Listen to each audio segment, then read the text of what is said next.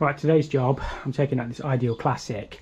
I've already bunged the header tank off for the cold feed and isolated the power. I just need to check for dead. 22 gas across there. Gas meter's just on the other side. So I'll probably cut that out, just take 22. It's only feeding a hob anyway. So we're putting a 16 kilowatt backseat heat only in. Obviously, there are flow and returns and stuff. We'll put a new filter on, new TRVs, flush it all out. Got my magma cleanse and stuff in already. Apparently some drain off taps down here for the downstairs radiator, so I'm probably going to drain it from there, so just so we're emptying all the water out. So yeah, that's pretty much the job. Oh, condensers, a saw stack literally there on the outside, so we'll drill it through, lag it. Yeah, should be a nice straightforward one, hopefully. Obviously flow and return going up through the ceiling, we'll just jig them in a bit neater than that, lag them up. Other than that, I can't see any other issues. That's Superlux, by the way, not asbestos. You can see the sparkly bits in it. We're not actually disturbing it, but generally, obviously without a test you can't know if it's stopping it, but Superlux has got sparkly bits in it, so it's like the modern equivalent of asbestos. So yeah, we've got drain off taps on the flow and the return looking at it. That's probably actually, that's our heating drain off. I would say that one there is a cold or something, so we'll get on that with a hose. We will change the washer in this when we're done, but if we can get it working, we're only in a garage anyway. We're also putting a new pump on, and obviously we'll have to sort the brickwork out as well, because it's an old balanced flue, you know, one of the square ones. That drain off is working, which you love to hear. We will get a towel under there in a second. A good little tip is to drain it onto a magnet. I will go around and open the upstairs air taps in a second to see how bad the water is. Obviously we're going to magnet cleanse this. He says it's not long since it's been flushed out, but obviously you can't believe everything the customer says. So yeah, we'll drain it onto that. I know my magnet's already got some bits of swarf on.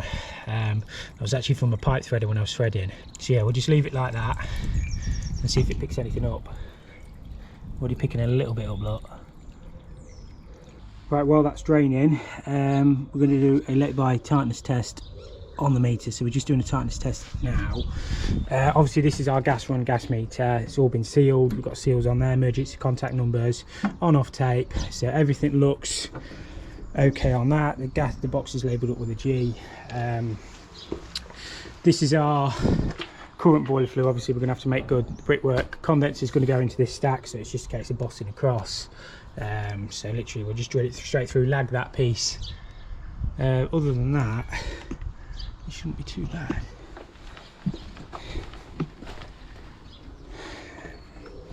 What we're on. Yeah, looks okay so far. So just make sure this 3 port's locked open. We're putting a new cylinder stat in, new pump. We're leaving that 3 port, but we're putting a new programmer on. That 3 port's brand new apparently. So that will draw all the air in so we can get drained down. And we'll just open these up.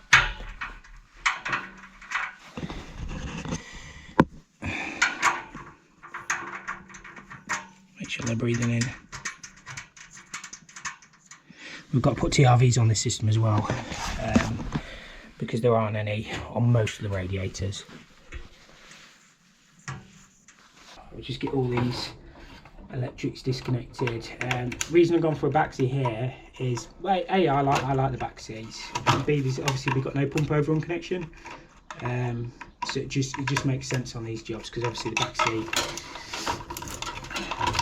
you don't need a pump overrun. Obviously that flex will be coming out anyway. I have checked for dead, by the way. I've not just gone in there live, because we've only got a switch. One of them will be a switch live,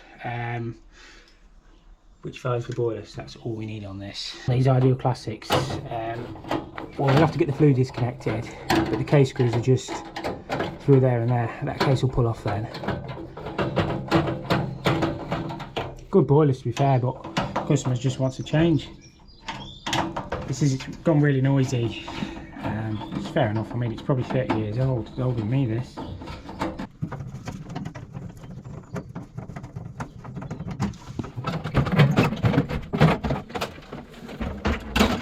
So on these boilers, they are labelled up on the top.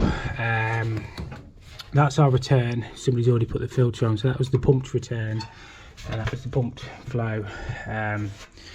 And then there would have been your gravity flow and return connections if you wanted them. So you could have 4-piped it, so that would have gone straight to your hot water cylinder on gravity. So what I'll do, I'd stick my hose on that drain off, it'll empty that out, or I can stick it on there to be fair, which might be easier. And then we'll just literally lops these pipes off. I want the backsies to come on this side, so the filter will sit there on the new one. But what I'm going to do is ply that wall and then make good from the outside. Just put a garden hose bib tap union connection straight on there. We'll open that. Probably not going to be a lot in it because we've already drained most of the system, but it's just these pipe works to the airing cupboard and across, which will empty that to that point, which will be absolutely fine for us. Get the gas disconnected. I've actually picked up a monument cutter. I wish I'd gone for the pitbull one now. Somebody recommended it, but I'd already bought that. It's all the my local merchants had, but it'll do the job. I was having trouble with them Narad ones.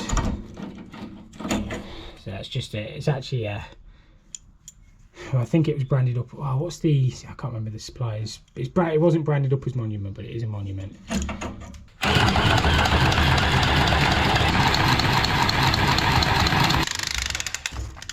It's the only thing with that. Sometimes when your pipe work's a bit tight, we're alright. We always are. Yeah, we'll do something with that.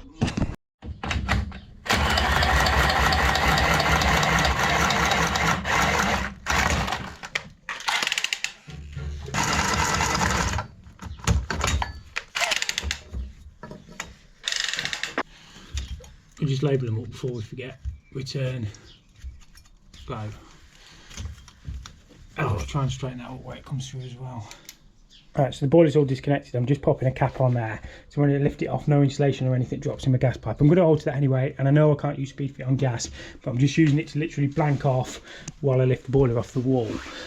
So I've folded the tabs back on the flue. Sometimes these, you can disconnect the flue, but sometimes these will all just lift out in one, if we're lucky.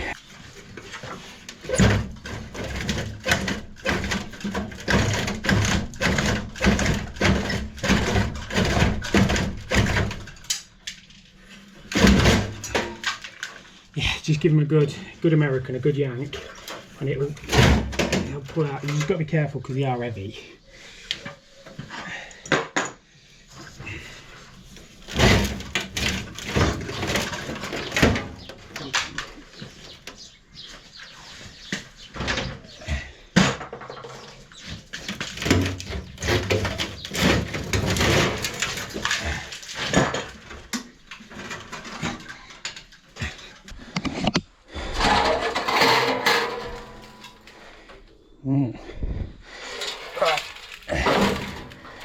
So they are a little bit heavy, but not too bad. So what I'm going to do is ply this, and then we're going to block it up from the outside, or the bricky is, or I am.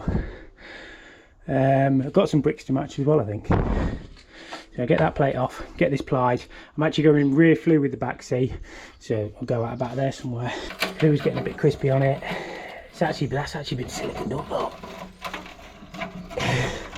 Not by me, but that has. Somebody's bodged that back together. Yeah.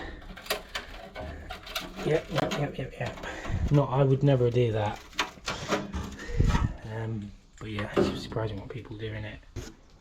So inside the boiler, you get your filter, you get your instruction pack. Instructions don't need them, and obviously you get your bracket in your boiler. So I'm going to rear flue mine. So you basically pass it through and fix your flue on first with your telescopic piece. You don't need that if you rear flue in, because it already comes blanked off on top. So we need that piece. Turn your box upside down, fold the lids on it, and then you've got yourself a good bin for all your rubbish, and then just chuck all that crap and go straight in the skip then down the yard. So we need to take that blank off there, but we need to get the wall plied first. We've got ourselves a nice blank canvas, and as I say, we'll block it up from the outside through then. We'll just cut a Thermalite.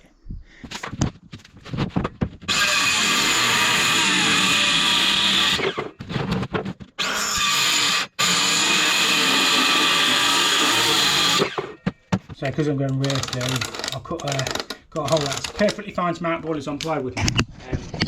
Years ago, you'd never be allowed, because obviously combustible service, but combustible material. But certainly all the years I've been doing the job with modern boilers, obviously check with your manufacturer instructions, but you should be fine. Obviously this one is, but always check. So literally just jigsaw that out, mount that bracket on, and then we can hang the boiler on that and it'll cover up all that mess. I'll just pin it with a couple of short screws, and then we'll put some fat ones in when we've got the plywood on the wall. Right, so that's got the plate all hung on the wall. We need to take this bracket back off because we need to pass our flue through first and put the seal on the back. We need our flue coming through plus 17mm in front of them lips, if that makes sense. We'll measure to the back of the brickwork, to the front of this, and then add 17mm and just literally make the flue up first, hang that on the wall, and then the boiler just literally clips on. So obviously these telescopic flutes are marked up top and bottom. We need it 325 from the back of the brickwork with 17mm going through. A bit more. That's about right. That's about where we want to be. And then 17mm forward, and we'll literally just fix that flue in position. Draft seal on around there, and that will do it.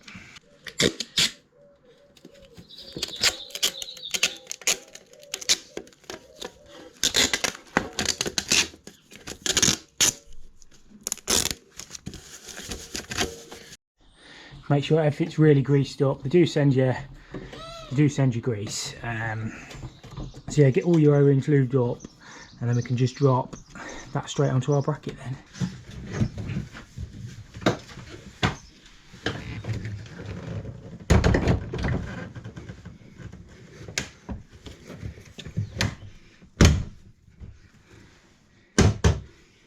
That's got the boiler all on the wall. Obviously flue's done because it was rear flue. So flow and return. I'm going to put the filter on there, straight onto that connection, compression fitting on there, and I don't know, I might 45 it. If the trouble is, I don't know if I've got room for a bend, because it's quite, so a couple of 45s and then I'll just lag that in. I think that's probably going to be as neat as I can get it. I would normally bend it, but it's going to be a little bit tight for space. Obviously these are labelled up flow and return, obvious, and they are actually the right way around for us. I can't get that out. Come on, let's be having it. Still need to put the securing cap at the top. There's like a little plate that holds it on, but that was our flow, that's our return, so literally just a case of swinging them in. Gas won't be bad either. Change that for a 22T, and then just move it across. Condense will come straight out there somewhere. That's pretty much the boiler done. Obviously wire it back in, lag it all up, and that's that.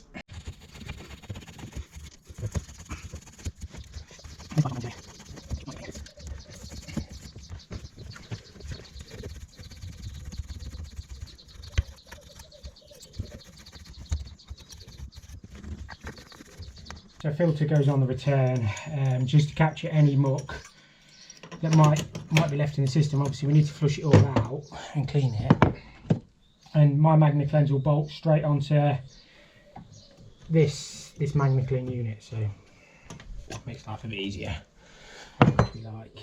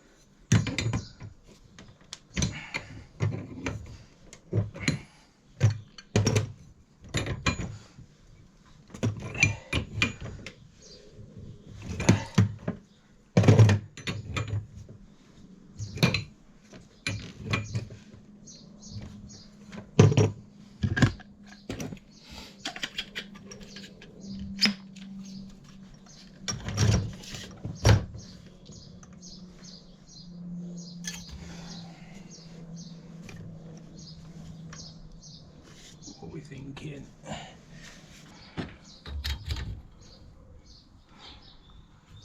my initial thoughts is something like that with a pipe work, and then 45 that one and back through. I think that'll look okay as long as everything's straight. I might have to bring that one down a little bit, but yeah, that's what I'm thinking anyway. I don't really see they're going to do much more with that.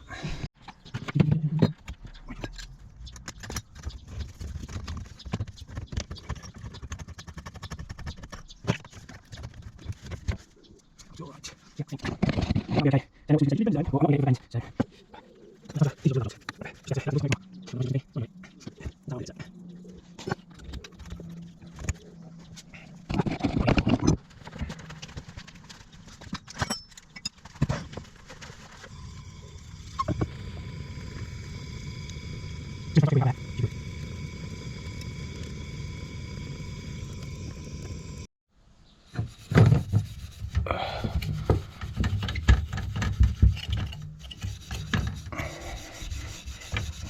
We've got to lag the pipe anyway, but I don't know why I'm bothering that.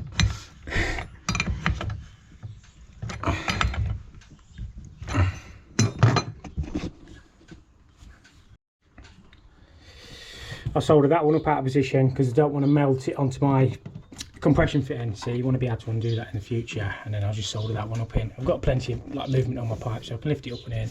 But yeah, it's as neat as I can do with the flow and returns. Obviously you're always going to have a bit of jigging around to do on any boiler, but I don't think that looks too bad.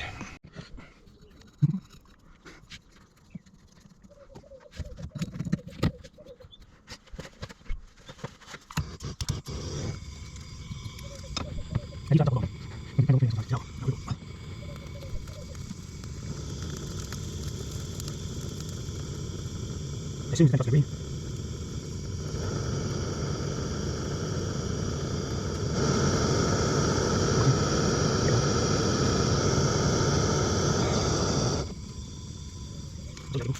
Right, that's as good as I can do. I always interested to see how would you have done it. Would you come across like that, or would you try to bend it? But it looks neat and tidy. As long as it looks neat and tidy, everything's accessible, filters all accessible.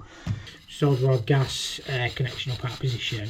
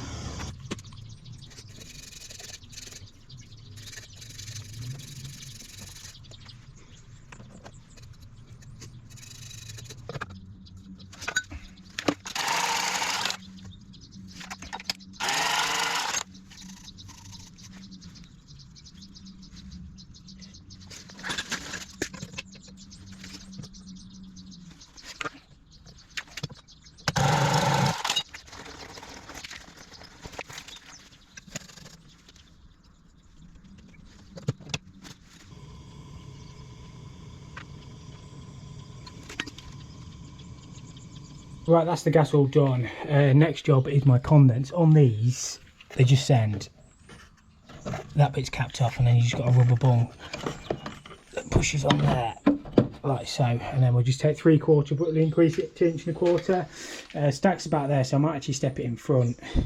I don't know, but I'll get my old cord. I'll work out where the stack is, and then we'll just lag it.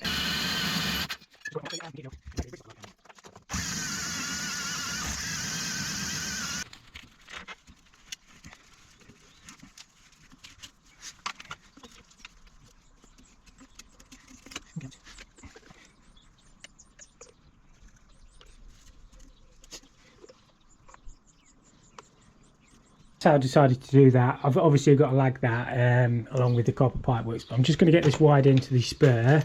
I might actually pick up a bit of trunking in the morning, just some of this YT stuff, just to chunk it in. Probably look a little bit better than clipped. But for the time being, I'll just clip it in and I'll tidy that bit up. So that's got the condense lagged. I do need to pick up some insulation for that, but I'll have to do that tomorrow when I come back. And I've just lagged the flow return at the top as neat as I can. They were tight, so yeah, you can only do your best, can't you? So I'm going to go in the house. I'm going to get tidied up here, go in the house and get the pump and the rad valves done this afternoon. I'm probably not going to film any of that. Just because you've seen pumps and red valves 1,000 times. Well, you've probably seen boilers 1,000 times. But yeah, it is what it is, isn't it? So yeah, and then obviously I'll come back tomorrow and do the Magna Cleanse flush and stuff. But yeah, I've also got the controls to update. I'm putting a thermostat, smart stat in, and a new programmer, a new cylinder stat. But yeah, other than that, it's gone pretty well, this one. Whoever's put that in before has used held tight on the connections. You know, that black stuff. You can't get the nuts undone. They're unbelievably tight. I mean, I'll get them off, like, but he says when somebody came to change the pump last time, they really struggled. Well, it all leaked through the ceiling or something, I'm not sure, but I think that's what they've done. That's held tight. You see the black oozy stuff. Look at the end of that pump valve. That's held tight, that is. Somebody's obviously made the connections up. I always use JetBlue, but that's held tight. That's why you shouldn't use held tight on heating systems. It's nearly blocked. Nearly blocked the end. I'm only going to show you one of these.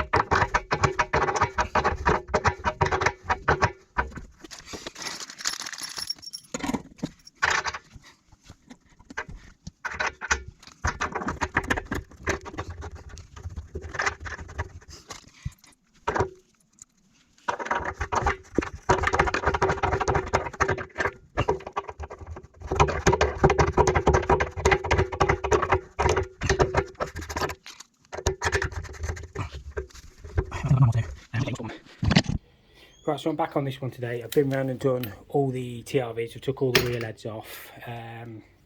Just going to get my Magna Cleanse bolted on now. We're all filled up actually. I got the gas back on yesterday, so obviously they got the hob. So the gas is already tightness tested. Obviously I need to do my gas rate, flue gas analyst, but my next thing is literally bolt that on there and then we'll see how bad the water is.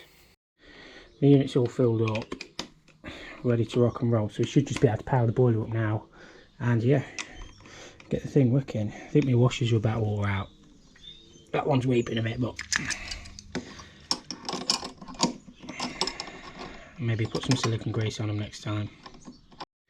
We'll just put the hot water on for an hour. That should give the boiler a demand. The valve should open. We'll put it on, we'll pop it on speed 3 for a minute. Just while we'll get the air out of the system and then we'll set everything up. Bit of air in it. It's actually a 22 cold feed on this, 22 vent, the H plan within 150, straight down through the pump into the mid position valve. Let's see if the boiler's fine. So that's the boiler struck up and running, just on hot water. I generally fire up on hot water because it helps clear the air. And to be honest with you, you can hardly hear these boilers running. They're virtually silent. Obviously I can set my maximum in. What I'll do is set it on maximum, check my inlet pressure and then do my gas rate. Obviously inlet pressure is there on them. You've got a test nipple, obviously that isolator, condense trap. But yeah, well, first thing, I'll make sure I've got my flow return connected the right way around. I know they were connected, I know they were labelled up before, but it won't be the first time I've got one all done and then flow returns the wrong way around. But yeah, it should be alright. Straight away we're getting heat through to the coil. Nothing on the return yet, but it proves we've got flow and return connected the right way. So it's coming up the flow. Let's get on that. Quiet that down a bit. It's only because it's got air in it. So what I'll do is I'll give the heating a demand. And the 3-port valve should open.